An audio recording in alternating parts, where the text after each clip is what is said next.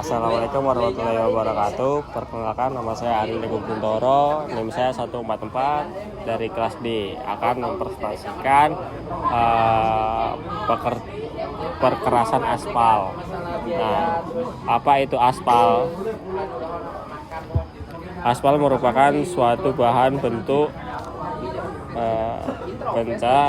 pencat atau setengah padat berwarna hitam sampai coklat gelap, bersifat perekat yang akan melembek dan meleleh bila dipanasi. Bitumen yang diperoleh dari residu pada proses penyulingan minyak bumi.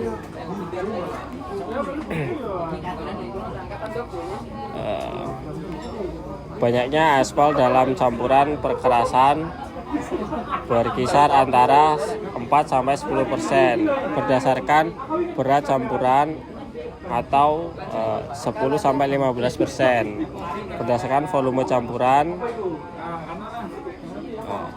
Manfaat aspal: bahan pengikat agregat batu-batuan. 2. Pengisi ruang kosong di antara agregat. Pelapis permukaan jalan yang tahan air dan suhu ekstrim. 4. Menciptakan permukaan yang mulus untuk mengurangi getaran dan meningkatkan kenyamanan serta keamanan berkendara.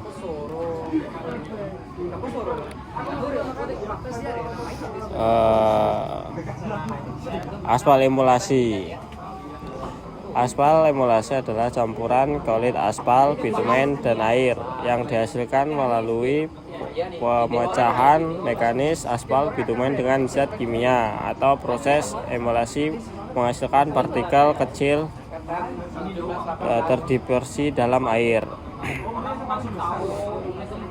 Pencampuran aspal bitumen dilakukan dengan air dan agregat dalam mesin khusus. sorry batuk bro. Hasil akhir dari proses ini adalah campuran koilit yang stabil, di mana partikel-partikel aspal cair tersebut dalam air. Viskositas campuran ini lebih rendah daripada aspal cair konvensional, sehingga lebih mudah digunakan pada suhu yang lebih rendah.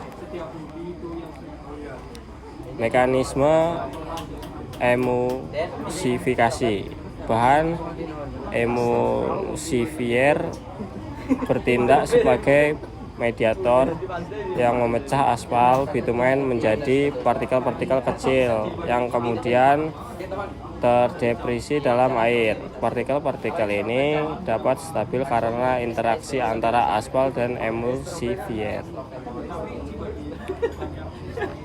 Pengujian aspal. Pengujian penetrasi menentukan perkerasan aspal berdasarkan kedalaman jarum penetrasi. Semakin besar nilai penetrasi, semakin lunak aspal tersebut. 2. Pengujian titik lembek. Mengukur suhu di mana aspal tidak dapat lagi mendukung beban. Ini penting untuk memastikan aspal tidak terlalu lembek saat digunakan. 3. Pengujian titik nyala dan titik bakar. Mengukur suhu di mana aspal mulai menyala dan terbakar penting untuk aspek keselamatan saat pemanasan.